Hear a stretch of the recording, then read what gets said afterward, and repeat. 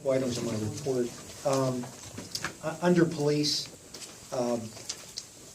since the beginning of the year, we've been in effects bargaining with the union representative for the police department. Mr. Bernardo and myself, we had one face-to-face meeting with their representative and their legal counsel. Information was exchanged, proposals were made, and I know that Mr. Bernardo has been working closely with Aaron and Jackie on coming up with days of accrued vacation, personal days, items that the officers are entitled to. We've reached somewhat of an impasse because we've got all of our data together. We've made proposals based upon that data, and we have invited the union representatives to meet with us again. And we made 4 separate attempts by phone call, and there's not been any effort to schedule another meeting. So at this point in time, as far as the bargaining is concerned, we're going to instruct the township treasurer to pay any amounts that we don't dispute. And for those amounts that we differ in the language and how that language equates into accrued days for personal, sick, and vacation, if that can't be resolved, they'll file a grievance, and then an arbitrator will decide the case. And it will no doubt be the same arbitrator that presided over the negotiations when we negotiated the agreement in 2017. So that's where we are. The DA District Attorney's Office has sent a detective and I guess 2 assistants, who have been going through all of the records in the police department, doing an inventory.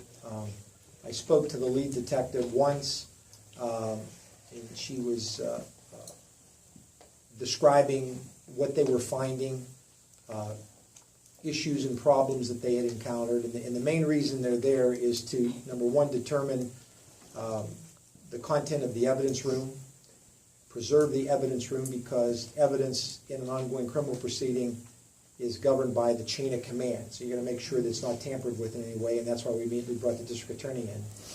They're looking at any open files to see, what's involved, if further prosecution is warranted, and they're going to give me a list of cases that are resolved or have been concluded, and there are, cash and other items that should be returned, either to the accused or to the victims, and they're compiling a list of that. Once they're done, I will meet with the district attorney. They will deliver those items to me, and then I will handle contacting the recipients who are entitled to. I know that they indicated there was a significant amount of cash that had to be returned, and so we'll take care of making sure that's done, getting receipts signed once the items of personal property are delivered, and then closing that out with the DA's office. So, can I just ask you a question or two? Number one, so it's clear to everyone in this room, the Board of Supervisors, whoever that board is, has no access or ability to access the evidence room. Can't touch it. That is totally in control of the police department. And it is totally the responsibility of the police department to maintain proper safeguards in that evidence room. And from what I'm hearing from the detective, it's not a 2-week search, a 2-week work that they're doing.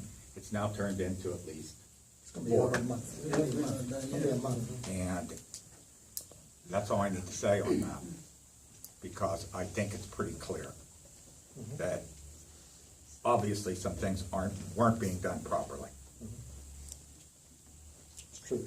Mr. Sweat, for them to understand, if they don't come to an agreement with us, then we're held hostage for like 2 years with that contract. Is that correct? I mean,